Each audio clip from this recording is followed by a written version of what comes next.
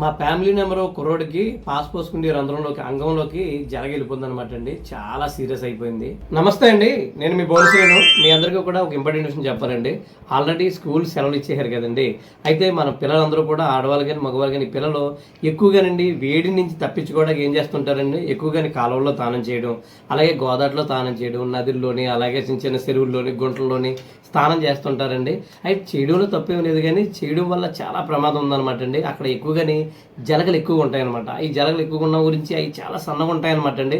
దానివల్ల దాని మీద కొంత రకమైన కెమికల్ లాంటి జిగురు ఉంటుంది అనమాట అండి. ఆ జిగురు వల్ల ఏమవుతుందంటే అండి, అవి ఏ ప్లేస్లోకి వెళ్ళినా సరే మనకి ఎవరికి కూడా సరిగ్గా తెలియదు అనమాట అండి. అవి కంట్రోల్లోకి వెళ్ళిపోతే ముక్కుల్లోకి చెవుల్లోకి ఎక్కడికైనా వెళ్ళిపోతాయి అనమాట అండి. రీసెంట్గానే మా ఫ్యామిలీ నెంబర్ ఒకరికి ఏమైందంటే అండి, కుర్రోడికి 13 సంవత్సరాల వయసు ఉంటుంది. ఆ కుర్రోడు ఏం చేశాడంటే అండి, జొన్నాడు అనమాట అండి గ్రామం అది. ఆ గ్రామంలోని కాలువలోని స్నానం చేస్తుంటే ఎప్పుడు వెళ్ళిపోయిందో తెలియలేదు పాపం కుర్రోడికి. ఏముందంటే అంగంలోకి అంటే పాస్ పోసుకునే రంధ్రంలోకి జలగ వెళ్ళిపోయింది అనమాట అండి. అయితే కుర్రోడికి ఏం తెలియలేదు, మామూలుగానే స్నానం చేశాడు. చేసిన తర్వాత ఏం చేయాలంటే, స్నానం చేసిన తర్వాత ఇంటికి వచ్చేసాడండి.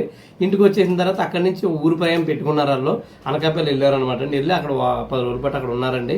అప్పుడు కూడా కుర్రోడికి ఎటువంటి తెలియలేదు.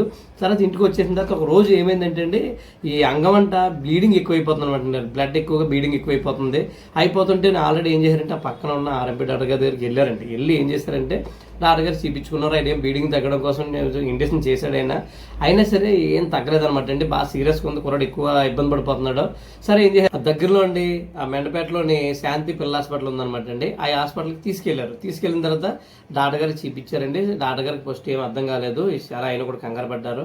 తర్వాత డాక్టర్ గారు చెకప్ చేశారనమాట. చెకప్ చేసిన తర్వాత డాక్టర్ గారికి సబ్జెక్ట్ అర్థమైంది. ఆయన చెప్పాడు, పాస్ పోసుకుని రంధ్రంలోకి ఏదో దూరిందమ్మా, జరగని ఆయనకి తెలియదు, ఏదో దూరిందమ్మా అని చెప్పాడు ఆయన.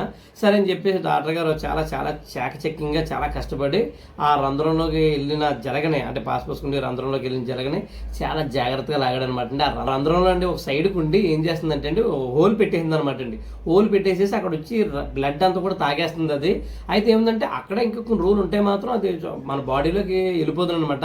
అలా వెళ్ళిపోయి చాలా మంది చాలా ఇబ్బందులు పడిపోతున్నారు. ఆ తర్వాత డాక్టర్ గారు తీసేసిన తర్వాత ఒక 5 రోజులు 6 రోజుల పాటు హాస్పిటల్లో ఉన్నారనమాట అండి. ట్రీట్మెంట్కి ఖర్చు బాగానే అయింది. తర్వాత ఇంటికి తీసుకొచ్చారు. కుర్రోడు రికవర్ అవ్వడానికి మాత్రం 4 రోజులు పట్టిందనమాట. కుర్రోడు అయితే మాత్రం చాలా ఇబ్బంది పడిపోయాడు, చాలా వీక్ అయిపోయాడు అనమాట బ్లడ్ ఎక్కువ పోవడం వల్ల. దాని గురించి నేను ఇంత పనిగట్టుకుని ఎందుకు చెప్తున్నానంటే అండి, మీ పిల్లలకు జాగ్రత్తగా చూసుకోండి. ఈ ఎండాకాలం కదా, అస్తమాలోనే చిన్న చిన్న చెరువుల్లోకి కాలువల్లోకి ఎక్కడ పడితే అక్కడికి వెళ్ళిపోయి స్నానాలు చేసేస్తారు. చాలా మంచిది కాదనమాట, చాలా డేంజర్ అది.